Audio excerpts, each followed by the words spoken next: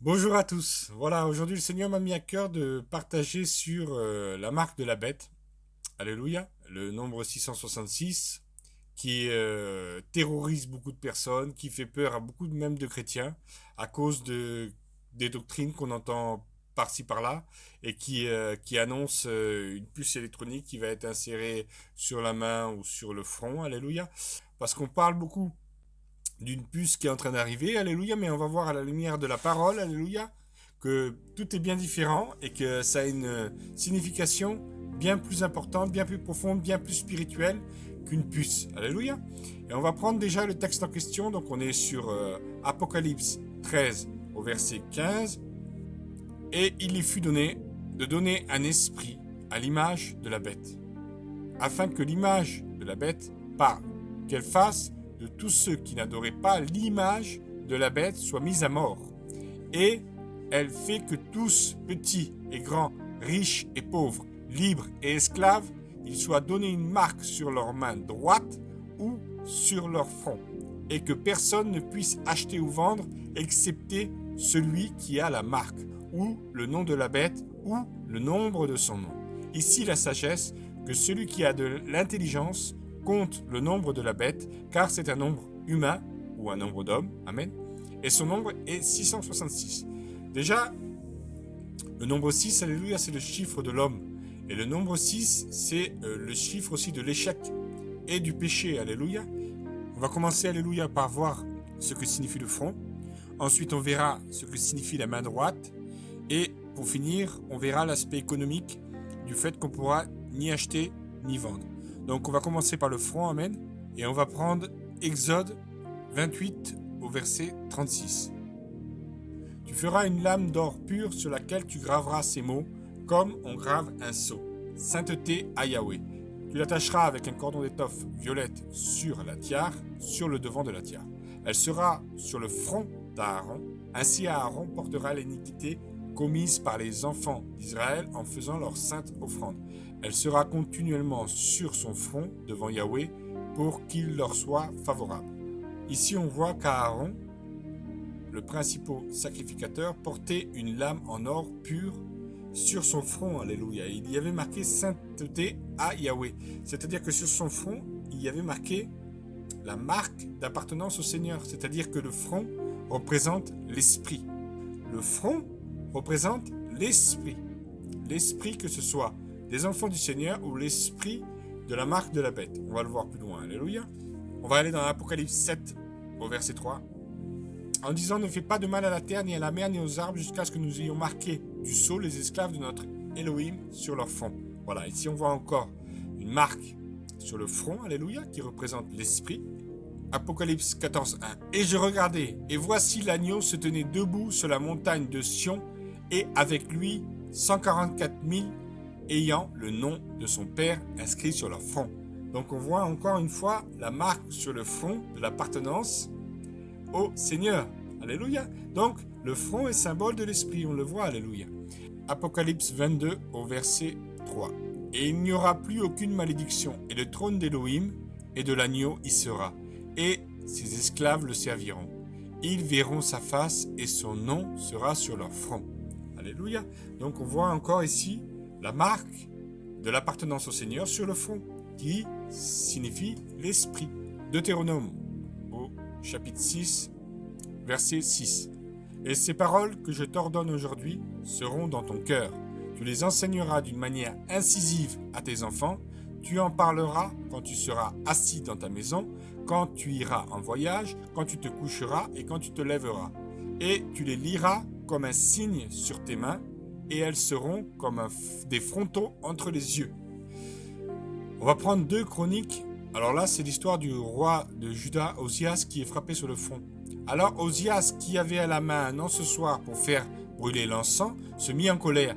Et comme il s'irritait contre les prêtres, la lèpre parut sur son front. Alléluia, vous voyez? La lèpre, alléluia, c'est ce qui symbolise le péché et où elle apparaît sur son front, alléluia. Ce qui est tout un symbole qui veut dire qu'il avait péché dans son esprit. C'est pour ça que le roi David, avec une pierre, par la puissance d'Élohim, frappa Goliath sur le front. On voit dans ces textes que l'Ancien Testament déjà annonçait ces choses-là. Et l'apôtre Jean, lorsqu'il a la révélation sur l'île de Patmos, il connaissait déjà ces textes. Il avait déjà un langage, alléluia, hébreu, un langage de l'Ancien Testament, des prophètes. Et donc, il savait que le front représentait, alléluia, l'esprit. Et maintenant, on va voir la main droite. On va prendre Ésaïe 62, 8. Yahweh l'a juré par sa main droite et par son bras puissant. Dans Ésaïe 41, 10. N'aie pas peur, car je suis avec toi. Ne sois pas inquiet, car je suis ton Elohim. Je te fortifie, je viens à ton secours et je te soutiens par la main droite de ma justice. Exode 15, 12.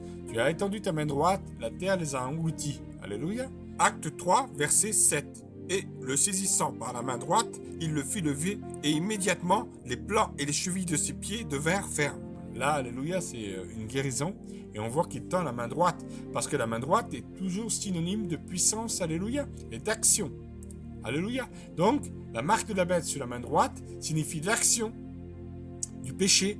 On peut être marqué par la sainteté sur notre front, et agir par la main droite en sainteté, alléluia, en nouveauté de vie, et aller faire les œuvres du Seigneur. Et on peut être marqué sur le front du 666, de la marque de la bête, de l'échec, du péché, et aller agir par la main droite, l'action, et aller chercher le péché, alléluia. C'est-à-dire que c'est une marque spirituelle d'appartenance, un sceau d'appartenance soit au Seigneur, soit à l'ennemi, à l'antichrist, à la bête. C'est pour ça que Paul nous parle de l'homme animal, alléluia, l'homme bête. Lorsqu'on agit de façon bestiale, lorsqu'on agit de façon animale, on porte la marque de la bête, soit sur notre front, soit sur notre main, alléluia. Et lorsqu'on donne notre cœur au Seigneur, qu'on a l'Esprit du Seigneur en nous, alléluia, on a la sainteté marquée dans notre esprit, et de cette sainteté-là, alléluia, découle l'action par la main droite, alléluia, qui vient accomplir les bonnes œuvres.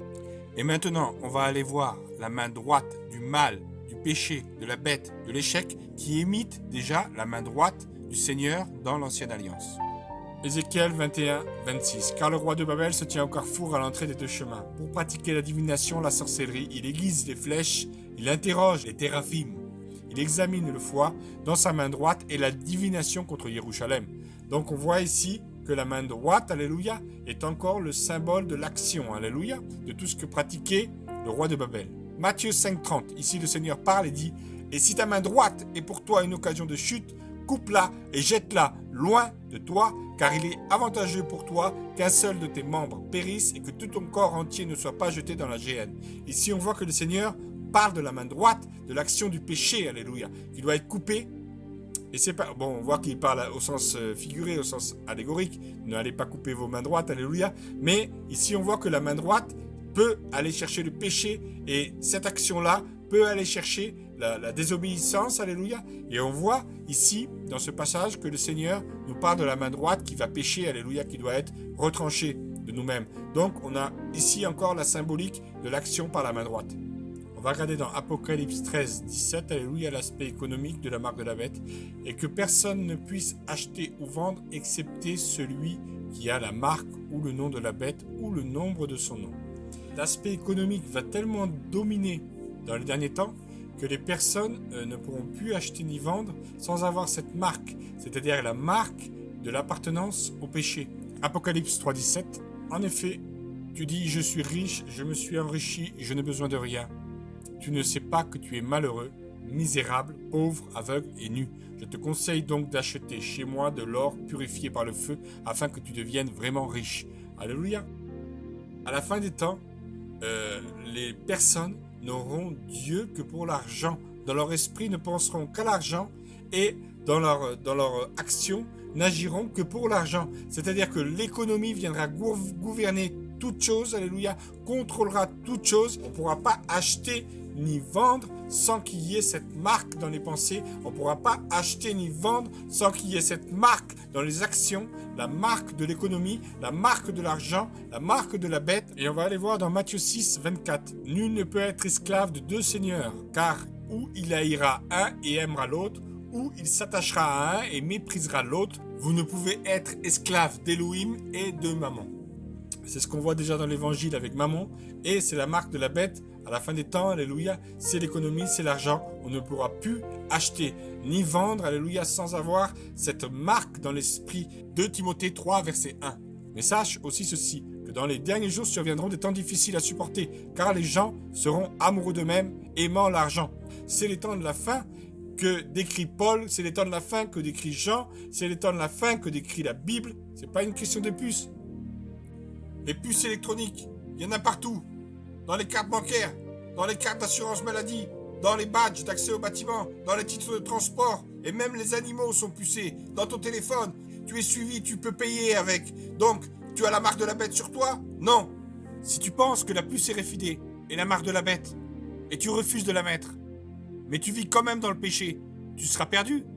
Parce que l'ennemi, c'est pas une puce électronique qui a été inventée en 1974. L'ennemi du chrétien, c'est le péché. De Genèse à l'Apocalypse, c'est le péché. C'est pas une puce, c'est le péché, l'ennemi de l'homme. Parce que c'est une question d'appartenance. Si on regarde l'économie et l'argent, la Bible dit que c'est mammon, les richesses. Et pourtant, on les a dans nos mains et on s'en sert. Et c'est pas pour ça qu'on pense qu'à l'argent ou qu'on agit que pour l'argent. Voilà ce que ça signifie. Voilà le message. Que ce soit une puce ou que ce soit de l'argent liquide, il ne faut pas qu'on soit contrôlé par l'économie, par l'argent, par les richesses. Voilà le message de Genèse à Apocalypse. C'est ça le message. La marque de la bête, ça sera le péché qui sera généralisé à la fin des temps et les personnes seront contrôlées par l'argent, contrôlées par toutes sortes d'impuretés qui n'appartiennent plus à l'Esprit du Seigneur. Et ceux qui résisteront à ça seront les enfants du Seigneur, qui garderont la marque de la sainteté sur leur front, c'est-à-dire dans leur esprit et dans leur action, alléluia. Ils garderont la marque de la sainteté. Voilà les enfants d'Élohim, et voilà les enfants de la bête, les hommes bestials, les hommes animaux, qui pensent qu'à eux-mêmes, qui sont amis de l'argent, qui n'ont Dieu que pour le péché, qui n'ont Dieu que pour l'argent, qui n'ont Dieu que pour les richesses. Voilà la marque de la bête. Et elle était déjà. C'est pour ça qu'il disait que l'antimachia est déjà là. On en voit beaucoup. Il le dit, Jean. 1 Jean 2, 18. Petit enfant, c'est ici la dernière heure. Et comme vous l'avez entendu que l'antimachia viendra, il y a maintenant beaucoup d'antimachia. Et par là, nous savons que c'est la dernière heure. C'est parce qu'à l'époque, déjà, c'était la dernière heure. Et la dernière heure n'est pas une question de montre. C'est une question de rester en éveil. C'est une question de rester dans la prière. Voilà ce que c'est. C'est une heure spirituelle, alléluia. C'est l'heure de la fin des temps. Et on y est, les frères. On y est, frères, sœurs. On est en plein dedans. Et aujourd'hui, il faut se garder. Il faut se garder plus que jamais de cette marque qui veut marquer les enfants d'Élohim. On le voit aujourd'hui.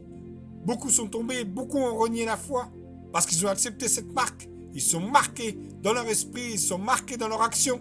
Voilà ce que signifie la marque de la bête.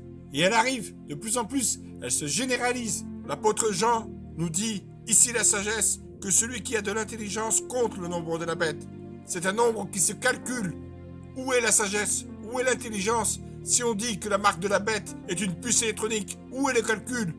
Frères, sœurs, depuis la Genèse, la marque de la bête, c'est la séduction.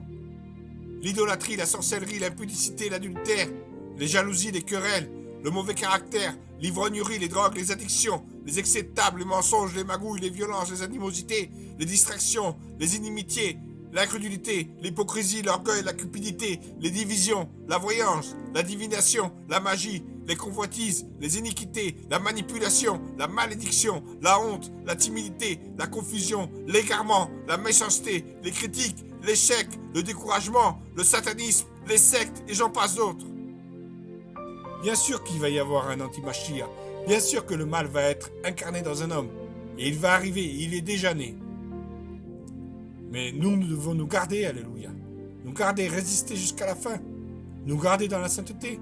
Avoir cette marque sur notre front, dans nos pensées. La marque d'Élohim, alléluia. Parce que nous sommes une race élue. Parce que nous sommes une race de sacrificateurs, alléluia. Comme pouvait dire Pierre. Nous sommes enfants d'Élohim. Et nous devons garder la sainteté dans nos pensées et dans nos actions, alléluia. Et non pas agir pour le péché. Non pas agir pour le 666, pour le chiffre de l'homme. Pour la marque de la bête, pour l'échec, alléluia. Voilà ce que signifie l'accomplissement du péché. Le triple 6, alléluia, c'est l'accomplissement du péché. Le triple 6, c'est l'accomplissement. 3, c'est l'accomplissement. 6, c'est le péché. C'est l'accomplissement du péché qui arrive. Les mentalités, le gouvernement mondial, toutes les mentalités vont être gouvernées par l'argent, par le péché. Voilà ce qui arrive, frère ça. Et on est en plein dedans. Gardons-nous purs, alléluia, jusqu'à la fin. Le Seigneur revient bientôt, frère sœurs. Soyez bénis, soyez tous bénis. Voilà ce que je voulais vous partager sur la marque de la bête, alléluia, et la marque de Dieu, le sceau d'Élohim, alléluia, que nous devons conserver en nous. Voilà, nous ne changeons pas de maître, nous ne changeons pas d'appartenance. Soit on est esclave du Mashiach, soit on est esclave de la bête, soit on est esclave de la sainteté, soit on est esclave du péché. Alléluia. Mais nous devons servir un seul maître, c'est le Mashiach, c'est Yeshua, c'est lui qu'on doit servir. J'aimerais conclure avec ce verset qu'on trouve dans 2 Corinthiens 5, verset 19. Car Elohim était en Mashiach, réconciliant le monde avec lui-même, et ne leur imputant pas leur faute. Il a mis en nous la parole de réconciliation. Nous sommes donc ambassadeurs pour Mashiach, comme si Elohim vous exhortait par notre moyen. Nous vous supplions pour l'amour du Mashiach, soyez réconciliés avec Elohim, car celui qui n'a pas connu le péché, il l'a fait pécher pour nous, afin que nous devenions justes devant Elohim par lui. Frères, sœurs, encore un peu de temps, et le Seigneur va revenir nous chercher, venir chercher son église. Son épouse doit se garder pure. Voilà, soyez bénis. Que le Seigneur vous bénisse. Son épouse doit se garder pure, alléluia, pour le retour du Mashiach. Il vient bientôt, alléluia. Et le péché est en train de grandir dans le monde. Mais nous plaçons notre confiance dans le Seigneur et nous l'attendons, alléluia. Il va venir nous chercher bientôt. Soyez bénis. Courage, frères et sœurs.